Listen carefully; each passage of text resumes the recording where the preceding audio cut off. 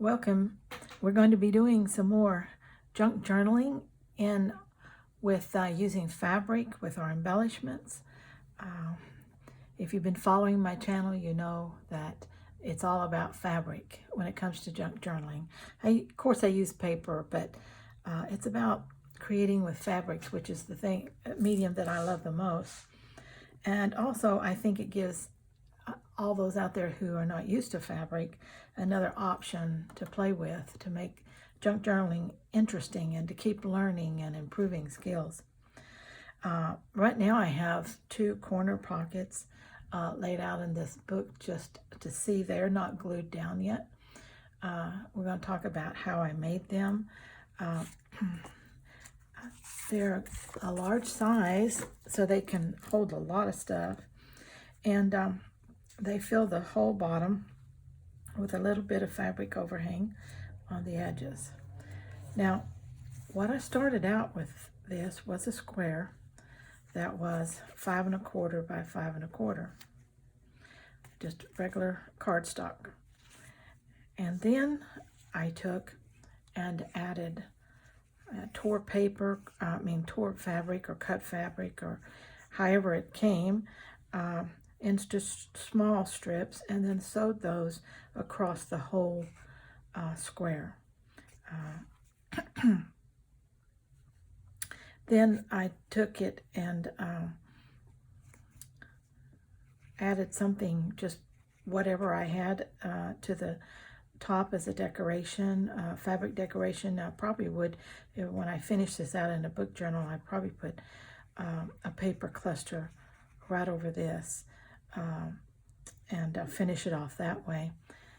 I also put a strip of my confetti fabric down. Now, you hear me say confetti fabric all the time, and what that is just fabric that I have cut into little tiny pieces. It's quite a laborious job, but I love it. It gives a great effect in so many things and is a great finisher. Now, this is the other half of the square, and again I just put down some different elements that I had in fabric, and this will make a great place for a sentiment of some kind, some lettering or whatever you wanted to put there. And again, I finished off the edge with the confetti strip. This is ready now. It has a paper backing and it's ready to glue down just anywhere I want it, and it gives a fabric element with lots of different fabrics in there, so that adds interest too, because we have quite a few different fabrics. So an easy way to use up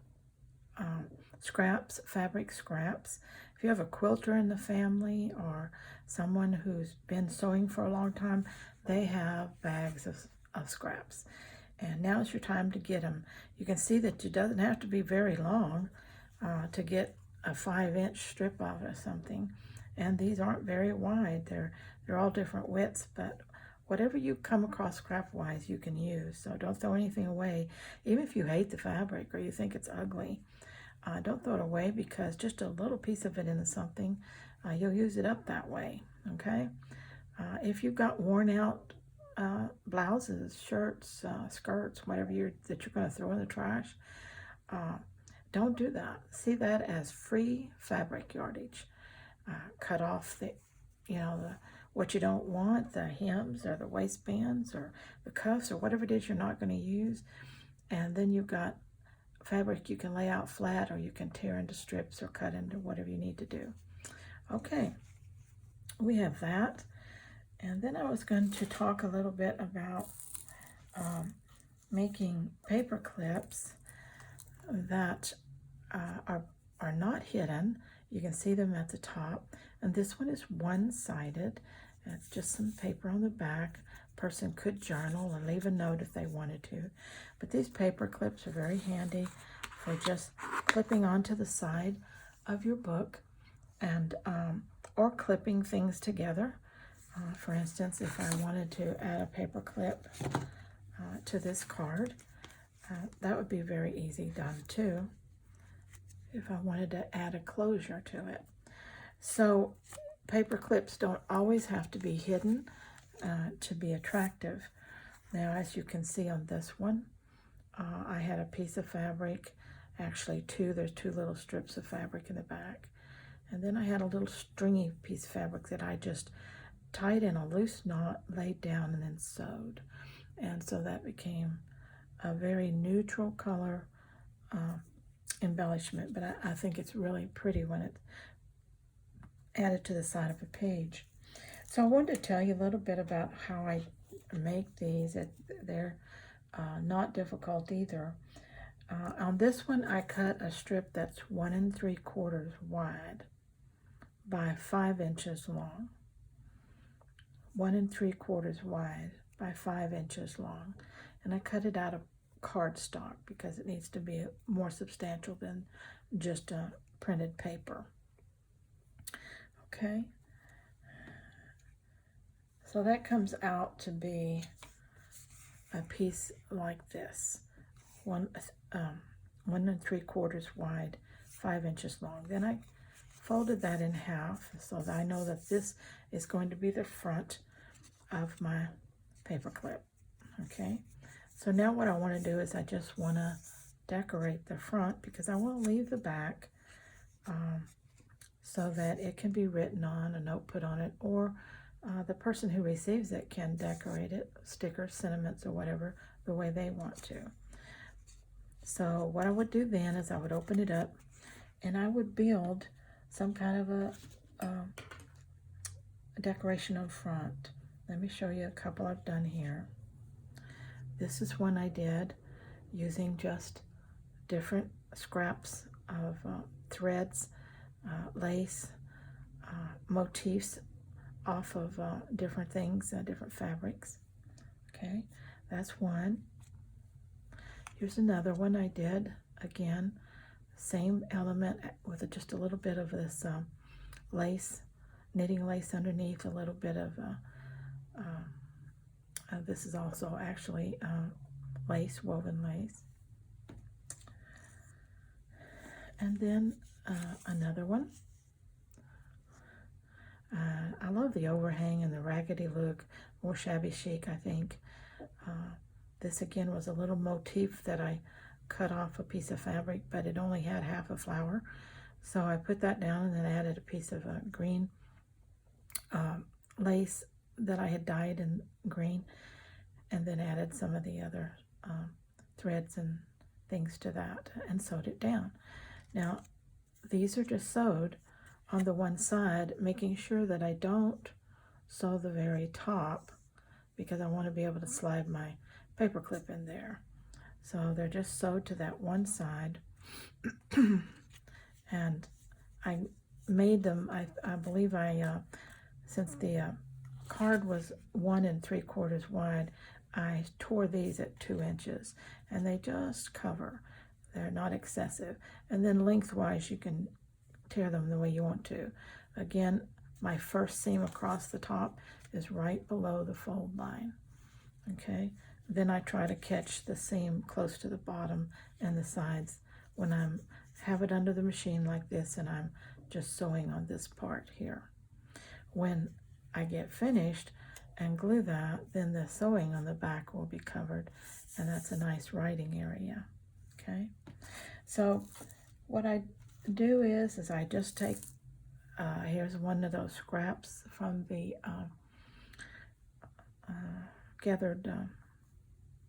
little gathered strips that I do, a little scrap that I had left over, and I cut it to fit approximately on this size here. So I tested it out, and yes, that would cover great. So then what I did was I just opened it up, left it down there, and then you start auditioning stuff that maybe you want to throw on there, whatever you have that might fit, and across there in some fashion that you want to decorate the front. Just whatever suits you at the time, whatever you got, in fact. Then you can take that and you can take it over to the machine and you can sew that around the outside and then maybe come across the middle and then trim off the edge. If you have a little piece of lace or something that I like to use something in the center that I can sew through, that the thread doesn't show a lot. So something in a cream or an ecru or a tan where the thread blends with it well, and that way the sewing doesn't show right in the middle of whatever I'm building inside. And then I would just trim the edges what I didn't need, and then I would have another hidden paper clip. Okay, so now what do we do once we get the cardstock cut and the fabric decoration sewn to the front? Next comes the paper clip. This is a large paper clip, and it fits this 1 3/4 size really well, if you can see that. Okay, it fits against that really well. And all I'm going to do is slip this part through that paper clip.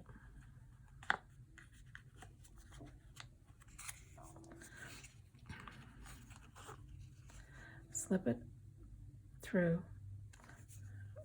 move it to the fold line,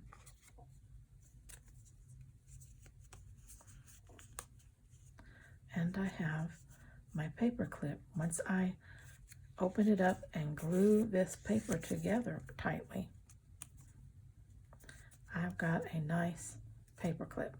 Now, depending on which side of the paper clip you slide from, for instance, when I glue this one, because of the way that I laid the paper clip and slid it, this one's going to clip from the right side in, okay? But now, if I take this off, turn it around, put it in from that side, run it up to the fold. Now we look at the paper clip, and it's going to have to clip from the left side. So now it's going to run in. It's going to be a left-sided clip.